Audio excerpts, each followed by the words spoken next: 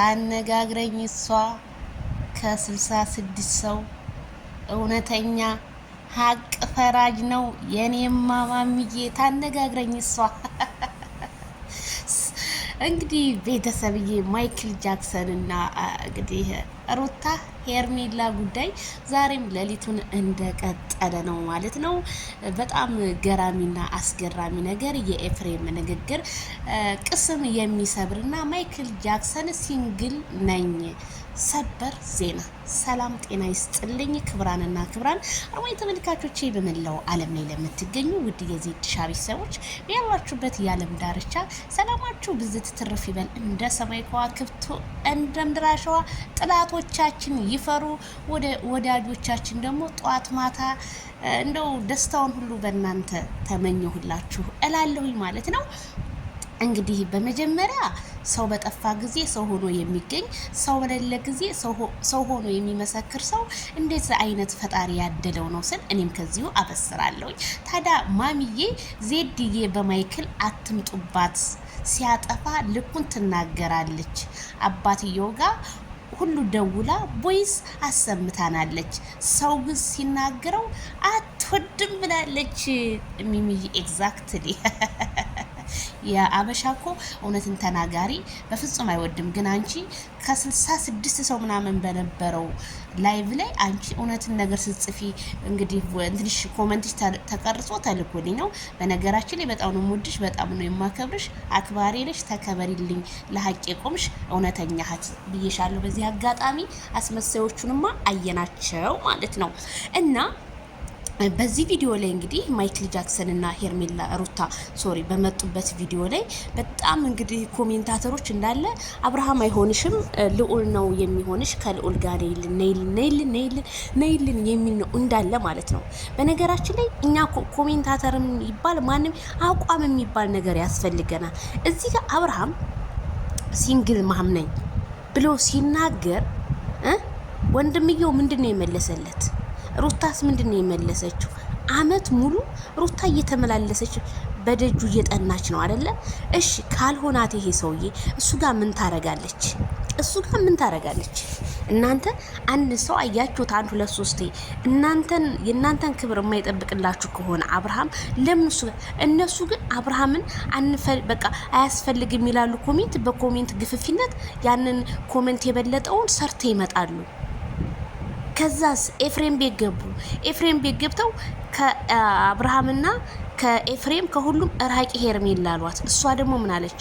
አይ እኔ አንተ ስላልከኝ አብርሃምን በፍጹም ልርቀው አልችልም፣ ዛሬም ነገም የኔ ነው አለች ሴትዮ። እሺ እኛ እዚህ መካከል ምን ሆነን ቀረን?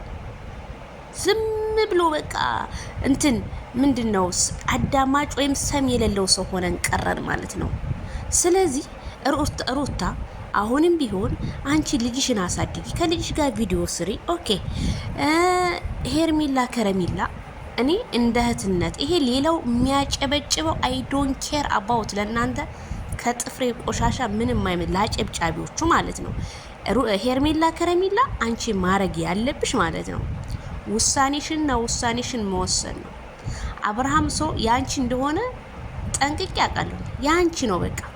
አብርሃም እየሰራ ያለው እኔ በእውነት አለ ከፍቅር ጋር ነው የምኖረው አለ ምን አለ። ፍቅር ስንት ህይወት ነው ያላት? እኛ እኮ ፋራዎች አለ። ፍቅር ስንትና ስንት ህይወት ነው ያላት? ፍቅር የምትባል ልጅ አዎ የበፊት ካምፕሉ ነበረች። በፊት አብራ የምትሰራ ካምፕል ነበረች። ከዛ ከካምፕልነት ወጣ ደግሞ አሁን ከሱ ጋር ሰራም ነበር። አሁን ደግሞ ተመልሳለች ያንን ነገር ለመፍጠር እንጂ እኔ ፍቅር እውነተኛ ከማይክል ጃክሰን ጋር ህይወት ትመሰርታለች ብዬ በፍጹም አላስብም። አታረገውም። እሷ አታረገውም። መቼም ማንኛውም የሰፈሩ ልጅ በሆነ ነገር ይጋጭና ይለያያል። ከዛ ደግሞ ይገናኛል። እንደማንኛውም ሰው ሀይ ሰላምታ ለስራ ይገናኛል። በቃ እንደዛ ብላችሁ ማሰብ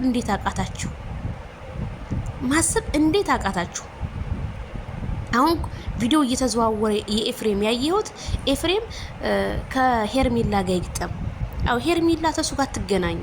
ኤፍሬም በነገራችን ላይ ሲወለድ ክትባት የቀረው ነገር አለ ማለት እዚህ ጋር ሄርሜላ አብርሃምን ማደንዘዣ እንደሰጠችው ሄርሜላ ትዳሩን እንደበታተነች ነው አድርጎ የሚያወራው። ሄርሜላ ደግሞ ያቺ ሴት አይደለችም፣ እሱ አይደለችም ያረገችው። በመጀመሪያ 2 ሴቶች መጥተው ነበረ። ከዛ በኋላ ነው የነሱ ህይወት የተበጠበጠው።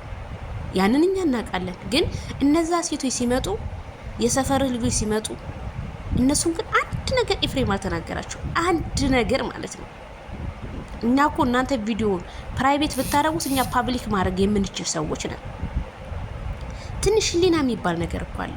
አብርሃም እኔ እንደምልህ አንድን ሰው ለማሳደግ ራስክን ቤተሰብክን አታሰድብ፣ ዝቅ አታርግ።